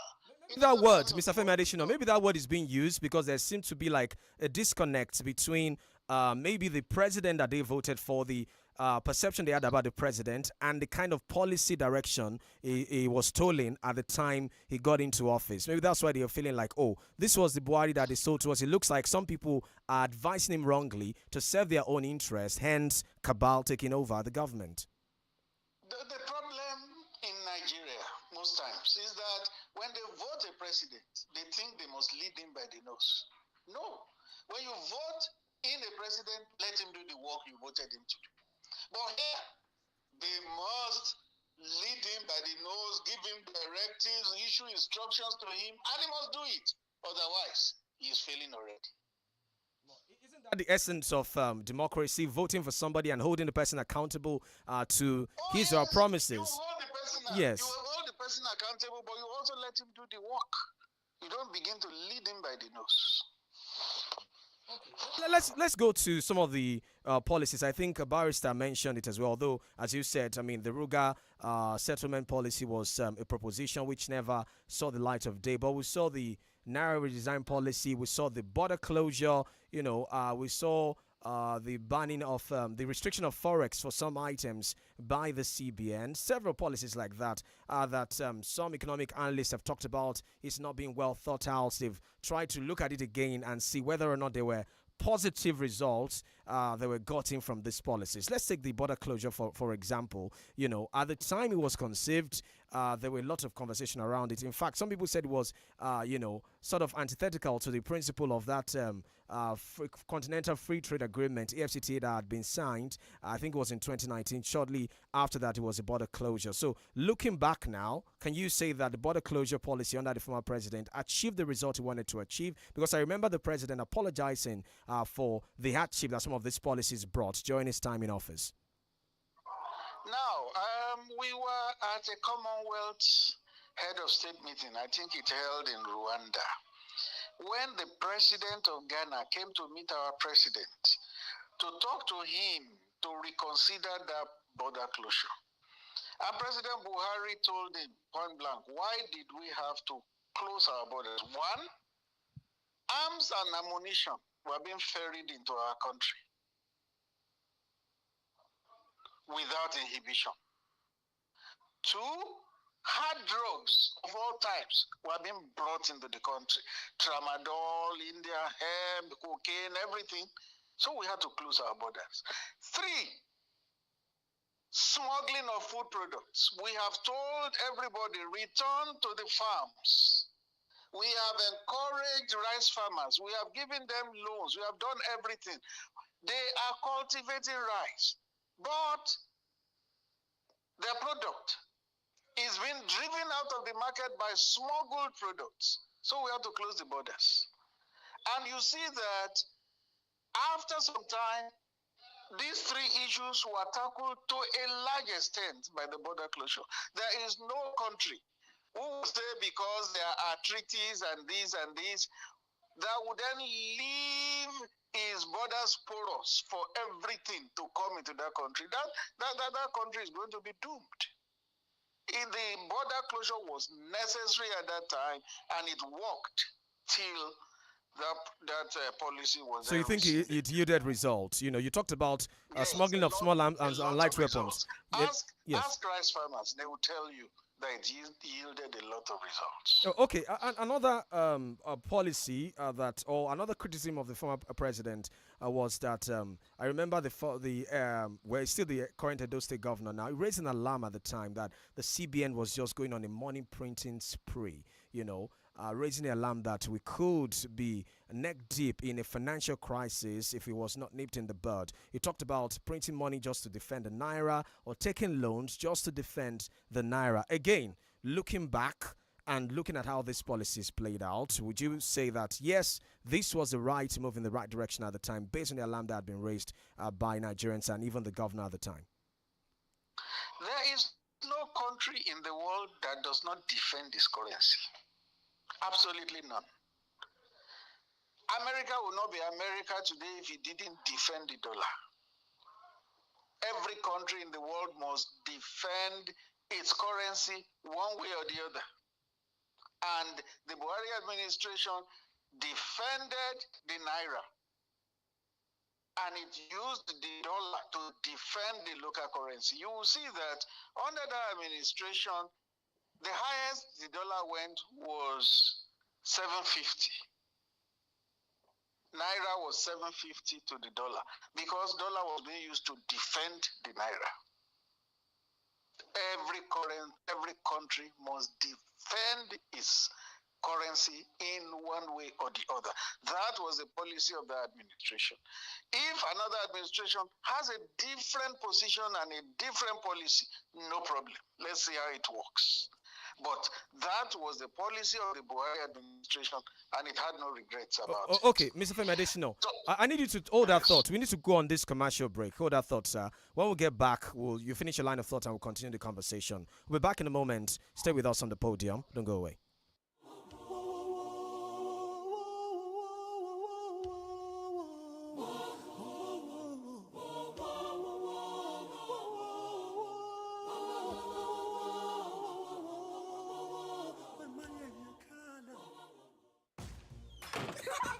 Every day when my children return from school, I don't recognize them. Hello, do I know you?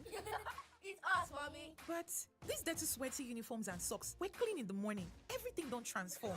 I understand though, school is hectic. It takes energy to come home this transformed. So I make sure they have some nutritious Milo at breakfast. Your kids need nourishing energy. Give them the new and improved Milo at breakfast. It has nutrients that support energy release to help them get the most out of their day. Milo, energy to go further.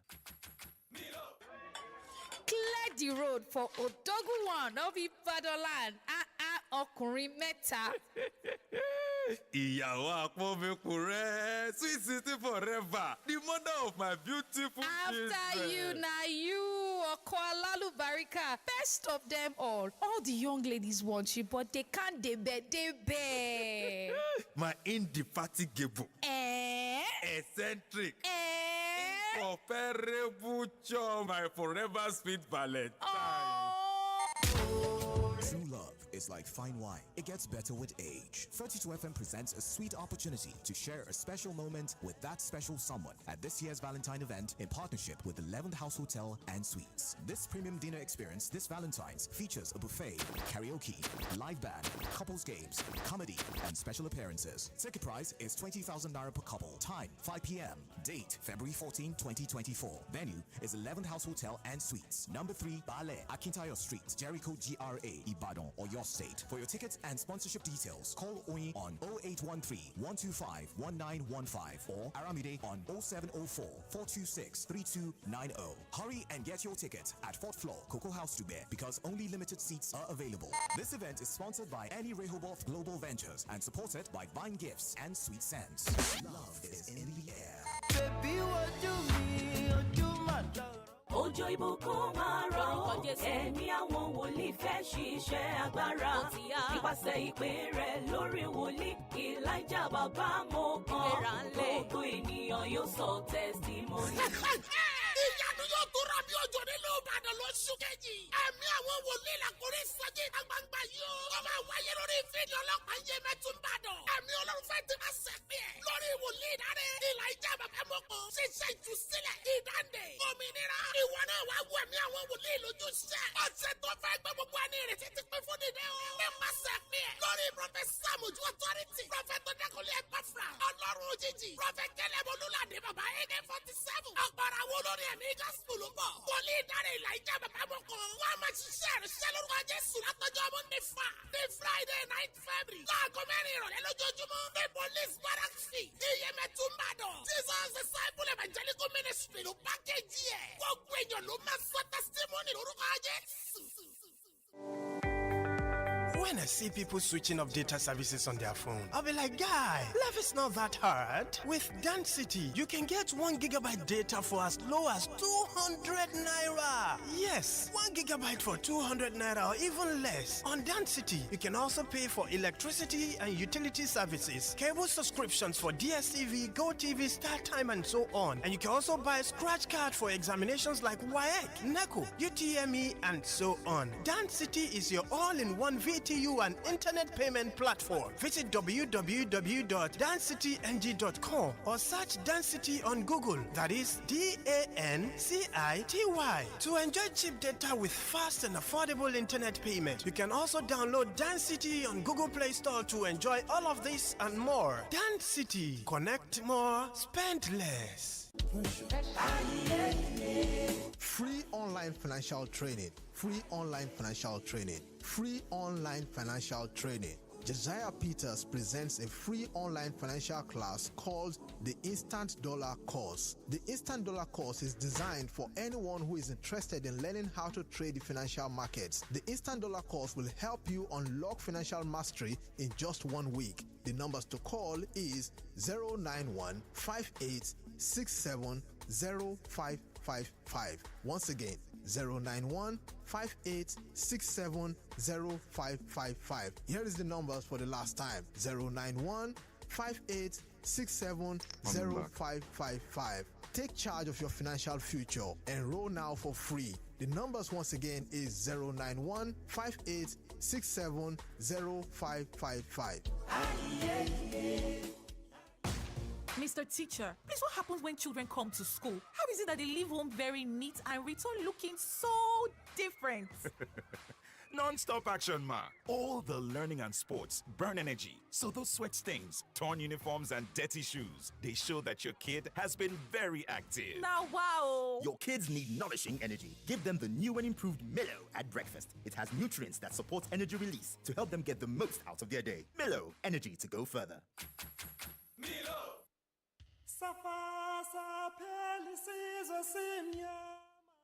Welcome back at the Podium on 32 FM 94.9. We still have Mr. Femi Adesina with us, the former special advisor to former President Muhammadu Buhari, is talking to us about his time with the former president and his new book, Working with Buhari, Reflection of a Special Advisor, Media and Publicity, 2015 to 2023. Let me quickly go to our in-house panelists now. Barrister? Why is she not reading these things that I sent to her? Barrister, can you hear me? Oh, we cannot hear you. Let me go to Prof. Prof. Hello, Prof.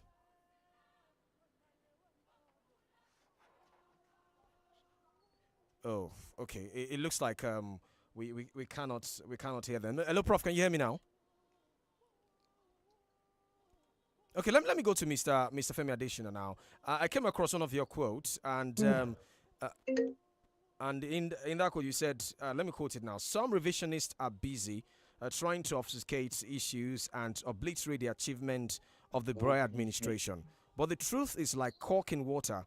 The more you press it down, the more it stays afloat." What are those achievements, Mr. Femi Adesina? Yes, that's one of the reasons why Working with Buhari was written. And if you look at that book, 80 pages are devoted to the achievements of the administration. Not everything, but a major part of the achievements, ranging from infrastructure to economic diversification to anti-corruption fight. So many. Look at infrastructure, for instance. Lagos-Ibadan Expressway has been there. That road was built in 1978. It fell apart. Government after government could not do it. It's rebuilt. If I leave Lagos now, in maximum 60 minutes, I'm in Ibadan. That was the same journey we made in 3 hours. In 3 hours. Before the Buhari administration. So, will somebody not even recognize that achievement? How about the second Niger Bridge? Just this last month in December, many of my friends who were Easterners were traveling over that second Niger Bridge and they were sending prayers, asking me to forward it to the former president. Because whenever it was Christmas, they could spend 2 days on second Niger Bridge and they have not passed through. Between Asaba end and Onisha end, it could be 2 days. They slept on that bridge many times. Now, within minutes, when they get to Asaba end, they have crossed Onisha end. Within minutes, that second Niger Bridge had defeated many administrations in this country. Buhari did it. What of Loco Oweto Bridge that links the rest of the country with the North Central? It has cut travel time by about 3 hours. Loco Oweto Bridge from Nasarawa to Benue. It cut travel time by about 3 hours. Who did it? Buhari. Now, how about the Boni Bodo Bridge? Since the beginning of creation, Opobo in the Niger Delta in River State has never been linked by road. Boni Bodo Bridge is being built. It had gone very far before the Buhari administration ended, and very soon people will be able to drive across to Boni from other parts of the country. That's infrastructure. How about airports in Port Harcourt, in Kano, in Lagos, brand new airports. A lot on infrastructure. How about diversification of the economy? Since 1960, we have heard that our economy is a monoproduct economy. Only oil. Under Buhari, oil that used to contribute 90% of our GDP began to contribute just 9%. What replaced it? Agric, ICT, even manufacturing that had always been problematic in the country inched up a little under the administration. There are many things that administration did, and that's why I devoted 80 pages to the administration of Buhari in that book.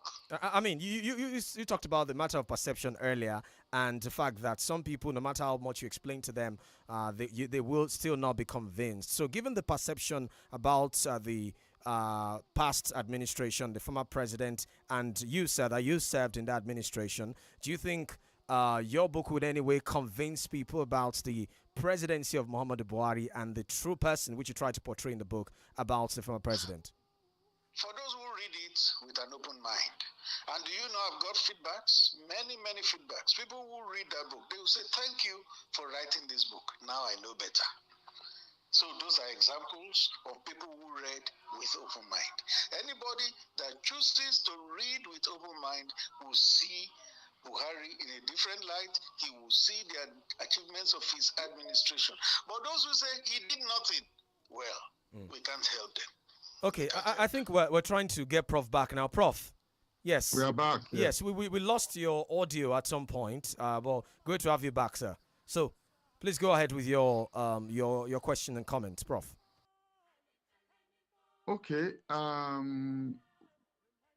was going to ask him if after 8 years of the Buhari government, and the issues that have arisen in terms of his government ended up dividing the countries with his skewed appointments, and then lastly with the redesign of the Naira policy, which, of course, these are issues that are still generating great controversies. And many people think, especially the second one, as responsible for the bad shape of the economy. Does he really think that Buhari has a good hand in economic management and management of our diversity?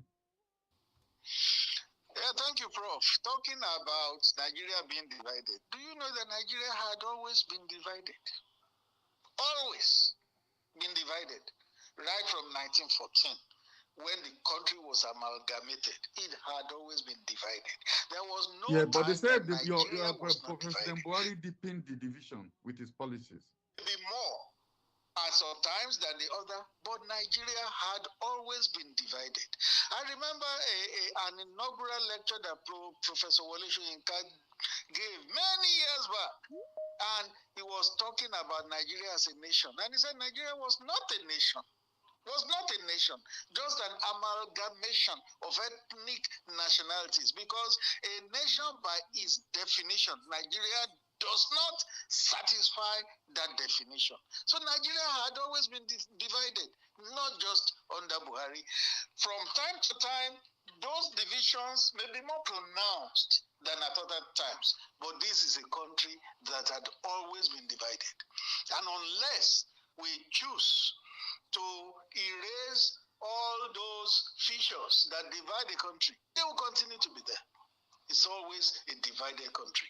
And then we talked about Buhari's economic management. You see, any government at any particular time can only do what it can do. There is no government anywhere in the world that will solve all the problems of a country. Not Buhari government. Not anyone coming after it. Not all the ones before it. A government will do what it can do and leave, and other people will come and do their own. No government ever solves the problem. Right. Let me bring in Barrister. Barrister, sorry we had issues with your audio earlier. Welcome back. Go ahead with your question and comment, Barrister. Yes. Thank you very much. Femi, I think I still want to go back to the answer you gave before, because I am not yet satisfied with the response that you gave. Yes, you gave the example of Onogorua as being chased out because he refused to be enslaved to power. So I am asking, did you enslave yourself to please your master?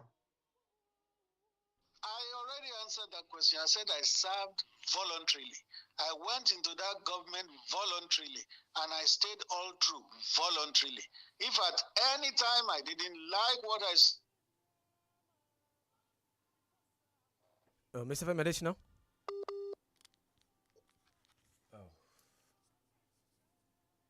Mr. Adesina, can you hear us?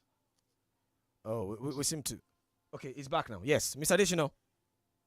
Yes. Okay, sorry. I think we lost connection with you there. So yes, please go ahead. Yes. Okay. Yes. Yes, what I said was that if there was any cause to have walked out of that government, I would have done. But I didn't see any cause because I believed in the man before I went to serve him, and all through 8 years, I never had cause to change my mind on what I had believed. He remained the paragon I had envisaged him to be, and all the things they said about him were not true. Barrister talked about skilled appointments. If you read that book, you will see my explanation. One day, the president told me to make an announcement. That was when he changed the DG of the DSS. Ita Ekpeyong was the man he changed, whom he inherited from Jonathan. He changed him and brought in Lawal Dara. When he gave me the name of Lawal Dara to announce, I said, Mr. President, people are already talking about the nature of these appointments. Now that you are removing Ita Ekpeyong from South-South, why don't you replace him with a man from South-South? He laughed. He said, before major appointments are done, committees are set up, a search panel is set up, and they work assiduously, and at the end of their work, they recommend 3 people. If I now bypass the man who is number 1 because of his name, his religion, where he comes from, his language, and all that, he said one day, Allah will ask me. Allah will ask me. That's why in 8 years, President Buhari will always pick whoever came first in any search. He will always pick number 1. It's only, in all the 8 years, maybe twice, I saw him pick number 2. He will always pick number 1 because he believed in fidelity to any process that has been done. Femi, let me ask you this one. Just before I please, let me crave your indulgence. I want to ask this one just before we go to Prof. Now, Ruben Abati, after he left office as a spokesman to the Jonathanian era, he spoke of the rock being haunted by a spirit that corrupts good men and makes them bad. Now you have left Aso Rock.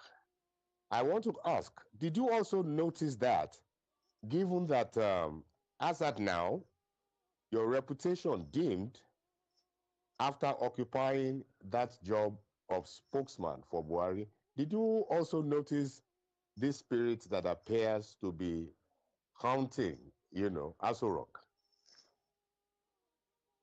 Oh, okay. It appears we've lost connection with him again. Let's see if we can reconnect. Yes. Meanwhile, you can join the conversation by reaching out to us via the phone lines 0705 5000 949 089 7000 949 on Facebook 32FM 949 Ibadan. Mr. Addition, I don't know if you got Barrister's questions. I got it before the. Go ahead.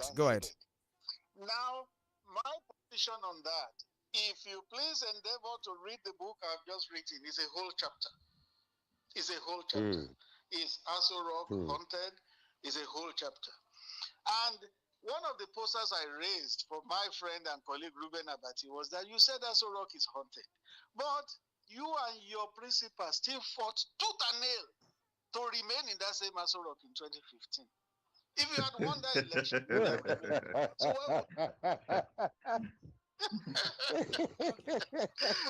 why would you remain in a place that is haunted? I never saw anything untoward in Aso Rock. Nothing that is different from what happens in society. Nothing. Mr. Femi Additional, you spoke glowingly about the achievement of the former president in the areas of infrastructure.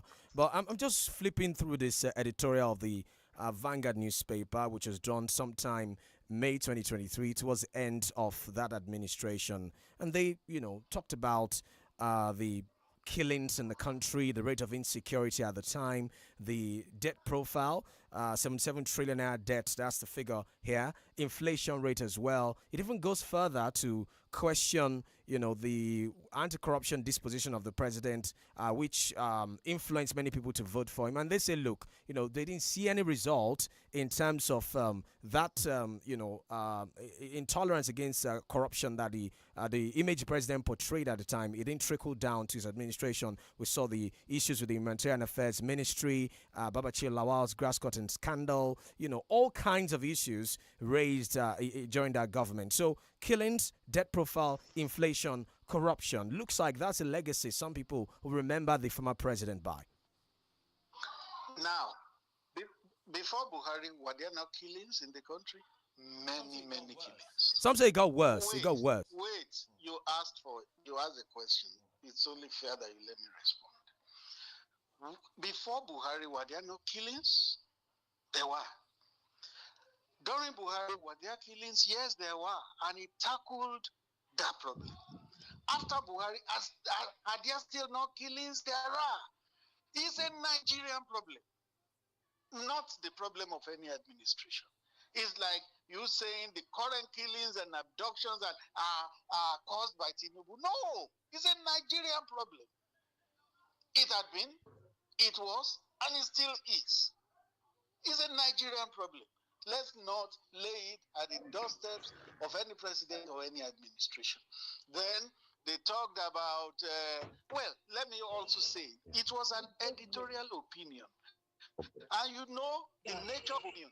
Opinion is perspective. But inflation is not an opinion. Mr. Femi Adesina, inflation is not an opinion. Inflation rate is not an opinion. The debt profile is not an opinion. You mentioned those things one by one. I'm taking them one by one. Okay, and sir. You will not let me talk. Okay, go ahead, sir. Inflation, as at the time Buhari left, was about 22-23%. How much is it now? How much is it now? It came out last week, the current percentage. As at the time that Nigeria was 23% under Buhari, Ghana was 56%. And it was said that the UK itself had not had problem with its economy in the last 30 years, as it had post-COVID. It was a global issue. America, UK, everywhere had problems with inflation and with their economy. If you looked at the Biden rating in America at that time, it was so low because of inflation. So it's a general problem across the world. But be that as it may, governance is a continuum. Government will continue to tackle these things, and our desire is that they're able to crack the problem so that life will be easier. The issue of fight against corruption, that some people were influenced by that anti-corruption disposition. You need to look at the statistics. Check the rate of conviction for corruption between 2009 and 2014. And then check 2015 to 2022. It was 5, 6, 7 times of what was before Buhari came. He fought corruption doggedly. Mentioning former SGF Bachiri Lawa, Accountant General, and all that. When they were indicted, did they stay in government? No. The fact that they had to leave government shows a willingness to tackle the problem. So people will always complain. They will always complain. But achievements are achievements. Just Google conviction rate 2009 to 2014. Then check 2014 to 2023. You will see that there's no basis for comparison. Okay, you can drop your comment on Facebook, 32FM 949 Ibadan. You can call 0705 5000 949, 0809 7000 949. Alfred Adebayo says you close the border and then you give loan to rice farmers. Please tell us why the local rice price is still costly. Talking about drugs, weapons, why do we still need customs service if we close our borders? A quick one. Why do people in past government always write books when they leave government and still provide solution, but yet when they were in power, they couldn't do anything? Okay. Eiz Biodun. Okay, thank you. It's just a commendation. Tunde Dou. Okay, thank you. Let me take this call. Hello. Oh, 0705 5000 949. Mr. Femi Adesina, I want to respond to that comment about what you said concerning border closure and tackling yes. You know what is the flip side of that? The flip side was to have left our border open, let the hard drugs begin to come in, let the arms and ammunition begin to come in, let all the food products begin to come in, and then your country is in tatters. That's the flip side. That's the flip side. Hello, good morning. Farmers were encouraged to cultivate rice, maize. Mr. Femi Adesina, let's take this call. Let's take this call, sir. Hello, morning. Good morning. My name is Benga Mario. I'm calling from Apata in Ibadan.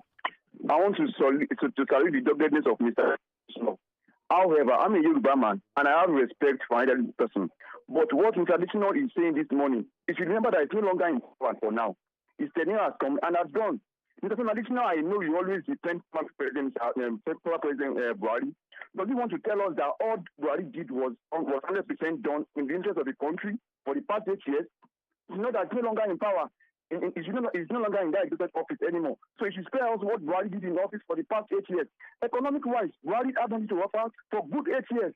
Corruption really tried in the era of Buhari. Corruption really tried. And look at the Nena redesign policy that his administration brought to us. Do you know how many people that lost their life in regard of that policy? I lost a personal family member of mine due to that design. And now you are telling us that Buhari did well for us in the country. What of high state of insecurity in the country back then when Buhari was the president?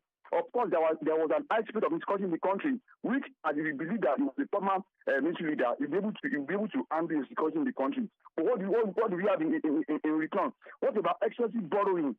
Buhari borrowed much more than we can ever imagine. He borrowed and he owned the coffers of this country. How about CBN? Look at what they did to CBN. Look at what Emefiele did. It could not be Buhari. Look at what they did. So, Mr. Femi Adesina, all you are saying, don't defend what is defenseless. And we thank God we are no longer in that office. Thank you very much. Okay. All right. 0705 5000 Yes. Go ahead. Did he think it was a chieftaincy title? Does he think serving in government is a chieftaincy title which you hold for life, possibly? Now that I've left that position, is he the one that is there now? Okay, let's take another one. Why did he have a problem with my holding a public office? Let's take another one. It's just because he felt, why should you be the one there and not me? All right. Hello. Well, you can go and take that position. Hello. And serve there. Hello, good morning. Hello. Oh, okay. 0705 5000 949. 0809 7000 949 on Facebook 32FM 949 Ibadan. This one says, good morning. He should not have mentioned diversification of the economy. He should have just stuck with the road project. Hello. Hello. Hello, good morning. Hello. Okay, let me go back to our panelists now as we wrap up. Barrister and Prof. Let me start off with Prof. Prof. Yeah, I think that we have had a very interesting conversation with Additional, and he seems to take an extreme position. You see that you are for Buhari or you are not. He didn't look at the more balanced perspective, which is at the middle, probably even moving towards the negative or positive extreme. Because he may have succeeded in some ways, but there are other areas where there are big issues and challenges for Nigeria. And I hope that you write another book that will be much more sober and reflect different perspectives on the Buhari regime. Mr. Additional. Yes. Unfortunately, that reception was low, so I didn't get what the question was. Okay, I think he said that you know. It was not actually. It was not a question. It was just a comment. It was a comment, not a question. Okay, Yes, I was hoping you react. Yes. And then somebody that said, okay. Was I trying to say everything that Buhari did in 8 years was good for the country? What he doesn't know is that nobody in this world can come up to say everything I did was perfect. With the benefit of hindsight, you will always see some things that you did that were less than par. When President Buhari was going, why did he say anybody that we offended by our policies, they should please forgive? He still said it 2 weeks ago at the launch of my book in Abuja. He repeated the same thing. If he felt he was perfect and there was nothing that was not up to par, will he say that? Okay. And the man who was saying, I've left government, they should not be calling me to speak. He doesn't know the value of history. He doesn't know. Okay. The past is a key to unlock the future. All right, Barrister. Barrister. Okay. That man that was saying that, I just pity. Okay, yes. Barrister, quickly as we wrap up. Now, Femi, this one is on the Jokula side. Have you made up with the Christian Association of Nigeria? Because they appear not to have forgiven you for calling them a political party. There is that. There's nothing to make up. If you read that book, there's a chapter, Buhari and a part of the church. Buhari and a part of the church. It's a full chapter where I spoke about anti-Buhari tendencies from the church, including Khan. Do you know something that Khan said? When one Reverend Andimi was beheaded in Adamawa State, Khan said they believed that there is a deliberate policy to depopulate Christians in the country by the Buhari administration. How ridiculous. How ridiculous. Well, was that not fueled by the killings, at the time, and the feeling like the government was not responsive to the yearnings of the people at the time? It's not a question of being responsive. They sectionalized it that Christians were being killed. Every life matters. But if you truly do a census of lives lost, particularly due to banditry and insurgency, because that place is largely Muslim, majority Muslim. More Muslims have even been killed than Christians. Every life is precious. No life should be lost. Mind my language. No life should be lost. But if you want to do a true census and analysis, I believe in that part of the country, more Muslims were even killed than Christians. So for Khan to say there is a deliberate policy to depopulate Christians in the country, I think it's a bit unreasonable. Mr. Femi Adesina, I mean, you said earlier that there's nobody. Okay, let me take this call and then I'll ask my last question. Hello. Hello, good morning, sir. Morning, sir. Greetings to you and the gentlemen of the press and that studio. About this issue, Mr. Adebayo raising this morning about the big rate on Buhari. Before, my name is Papa from Elelede. The president, they call me. Buhari is a wonderful man because I start following him right from the time of the military era. He's such a man that he worked with their blank, no nonsense. And today, they can see the impact of what he laid on them. But this administration of civilian that he come about to raise, I discovered that as a military man, Buhari even tried to make, because then they do decrease, but here they follow the rules of law, especially the House of Assembly, which they have never been used to in this military era. So, but what am I trying to say is that whoever thing that Buhari did, I believe he tried his best. But the only fault I found about Buhari is about his quietness. Okay. Especially during the Emefiele issue. Okay. When people are complaining that somebody is not performing, Buhari is such a man that you don't believe. And maybe there are some people in that party that Mr. Senadiba said we should not call them Kaba. We should call them kitchen cabinet. The people that are there. Right, thank you so much. I mean, we don't have much time. Also, I'll ask my last question. I'll just join it together with the last caller's comment. So, Mr. Femedeshino, you said that no government can do 100%. You can't solve all the problems because government is a continuum. But is there any of those policies that if you look back, you'd say, maybe we should have done this better, or maybe we should have communicated this to the people better? Is there any of those policies? I want you to join that with what our last caller said about him preferring the Muhammadu Buhari as a military man. He felt he was more effective than he was as a civilian president. Join it together, sir. I'll just say, please get a book and read it. Those two quotes are in the book. Some people say they prefer GMB, General Muhammadu Buhari, to PMB, President Muhammadu Buhari. He laughed. He said, yes, I hear it. And he gave reasons why GMB had to go and PMB had to come. He gave reasons. Then, what are some policies that would have been done better? There is a question and answer session in that book where he addressed all those things too. We are running out of time. They can't be said one by one now, but they are already answered in that book. All right, as you said, we're running out of time. Thank you so much, Mr. Femi Adesina, for joining us on the show. Thank you. It's been a pleasure having you in the studio. We're virtually with us on the program, and all the best with your book as well, and all the best with your post-service life? Thank you very much. Yes, life continues. Life continues, certainly. Thank you, Mr. Thank you, Prof. Thank you, Barrister. Let me go yet, too. Are you not going to give me a complimentary copy, myself and Professor Ayede? We should have complimentary copies now.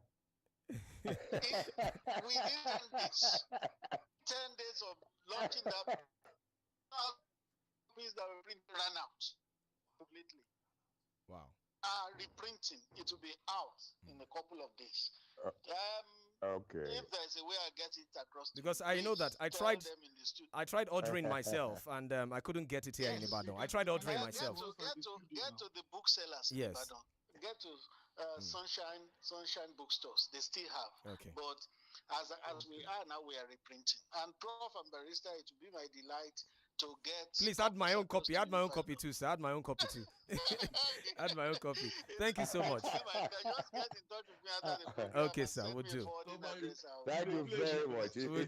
It's been wonderful having you with us. All right, sir. Bye-bye, sir. All right. Thank you so much, Barrister and Prof, for doing with us as usual. In-house panelist, Barrister and Prof, thank you so much. That's it on the podium for today. We'll be back here next Saturday. My name is OLORUNTOBA, YUSUF. Enjoy the rest of your Saturday morning. Bye for now.